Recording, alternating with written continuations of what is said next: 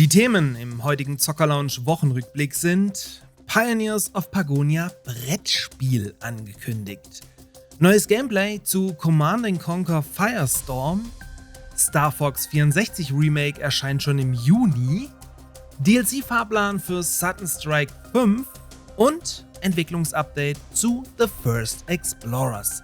Also schnell noch auf den Abo-Button hämmern und dann geht's los.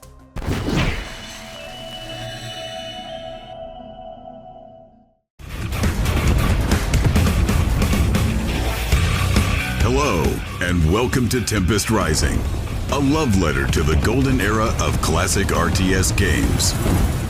Ich habe es jetzt schon zweimal erwähnt, aber muss es einfach nochmal kundtun. Tempest Rising, aka Command & Conquer aktuell, gibt es zurzeit bei Instant Gaming für 4,80 €.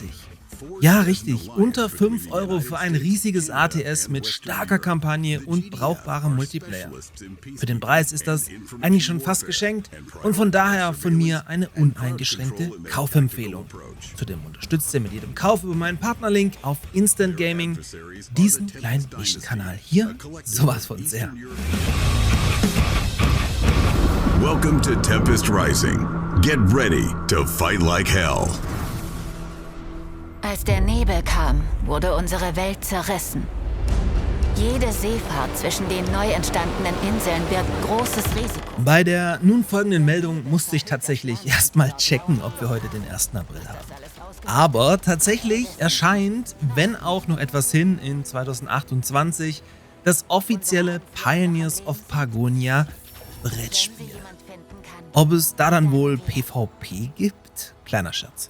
Das Brettspiel entsteht in einer Kooperation mit Humming Games und soll als Prototyp erstmals auf der Fantasy Basel Mitte Mai vorgestellt werden. Viel mehr wissen wir darüber allerdings noch nicht, bis dass es für 4 Spieler ausgelegt sein wird und eine Partie 90 bis 150 Minuten lang sein soll. Hingegen läuft beim Pagonia Videospiel aktuell der offene Beta-Test für das sogenannte Freibier-Update sowie die Closed Beta für den zweiten kostenpflichtigen DLC Mido Song, welcher dann am 27. Mai erscheinen soll. Beides, also Update und DLC, schauen wir uns dann noch in den Pagonia News im Detail an, sobald alle Infos vorliegen. An die Werkzeuge, Pioniere. Es gibt noch so viel zu tun. Establishing battlefield control. Stand by.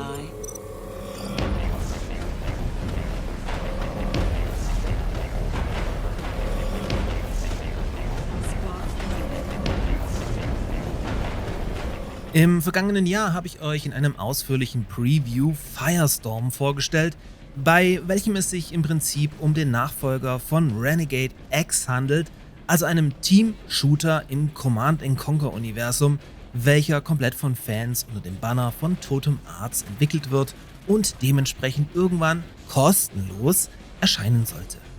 Das Footage macht schon einen sehr fertigen Eindruck, was die Frage nach einem baldigen Release erneut hochkochen lässt. Nein, ehrlich, da man nicht nach außen kommuniziert, was denn noch genau fehlt und einen Release verhindert, geht die Raterei erneut los.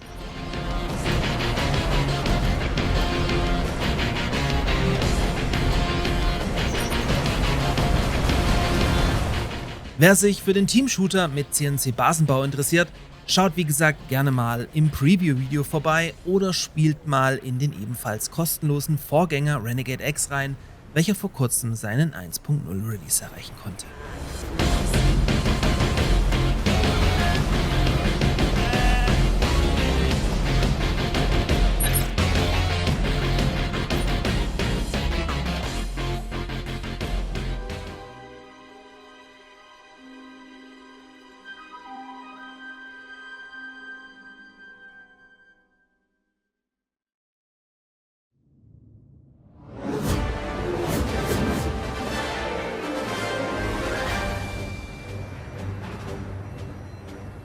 Mein Highlight der Woche war aber, wenn auch nach diversen Leaks nicht mehr ganz unerwartet, die Ankündigung von Star Fox für die Nintendo Switch 2.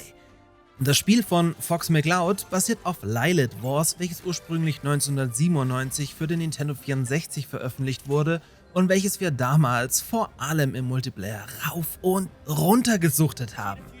Ganz spannend ist in diesem Zusammenhang auch, dass der Leak zu Star Fox auch The Legend of Zelda Ocarina of Time beinhaltete, welches somit tatsächlich ebenfalls noch dieses Jahr erscheinen könnte und dann wohl die Antwort von Nintendo auf GTA 6 zum Jahresende sein dürfte.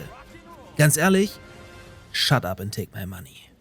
Im Gegensatz zum Original wird Star Fox um einen Prolog sowie 8 Spieler Online-Multiplayer erweitert, erscheint bereits kommenden Monat am 25. Juni und kostet digital faire 49,99 € bzw. 59,99 € als Retail-Version im Laden. Und wer sich meiner Rache in den Weg stellt, wird sterben. War das Dr. Andros? Lasst sie nicht entkommen!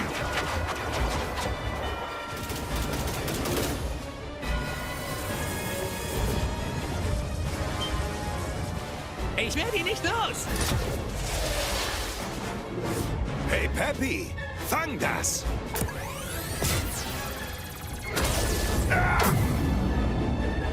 James!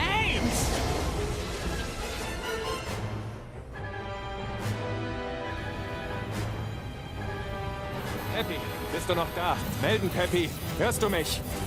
Ich verliere an Höhe. Peppy, du musst hier rauskommen. Warne den General. Nicht ohne dich, James! Das ist ein Befehl.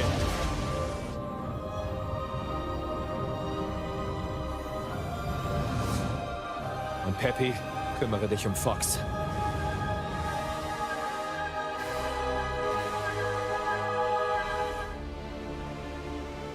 Soldiers, the hour has come.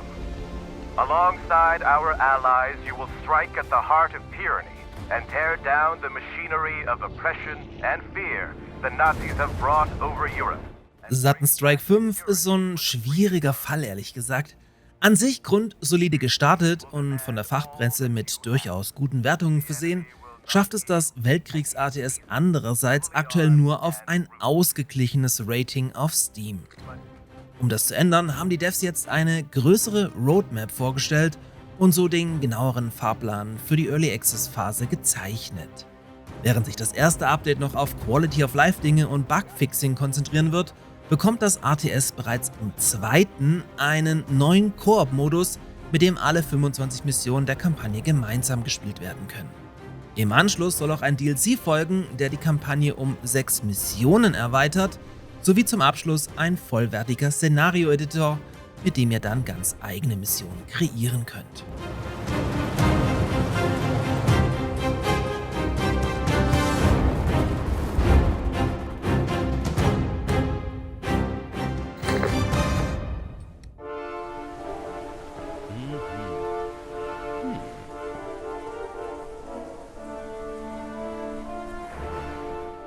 Zum Abschluss gibt es, wie schon gewohnt, das monatliche Entwicklungsupdate zu The First Explorers. Dementsprechend stand im April die Bot-KI im Vordergrund, die nun in der Lage ist, einen strukturierten Aufbau hinzulegen und sich gleichzeitig aufgedeckte Ressourcen und Gegnerpositionen merken kann, um ihre Strategie entsprechend anpassen zu können. Mehr noch, versucht sich die KI bei einem Angriff richtig zu verteidigen und plant ebenfalls eigene Angriffe auf umliegende Kontrahenten. Auch sehr erwähnenswert, die zu Beginn einstellbare Friedenszeit bzw. Peacetime hält auch die Bot-KI brav ein. Noch viel spannender ist aber der Teaser für Ende Mai, denn da soll etwas Großes angekündigt werden. Was das wohl sein wird? Gerne mal in die Kommentare damit. In diesem Sinne, euch wie immer ein schönes Restwochenende und bis zum nächsten Video.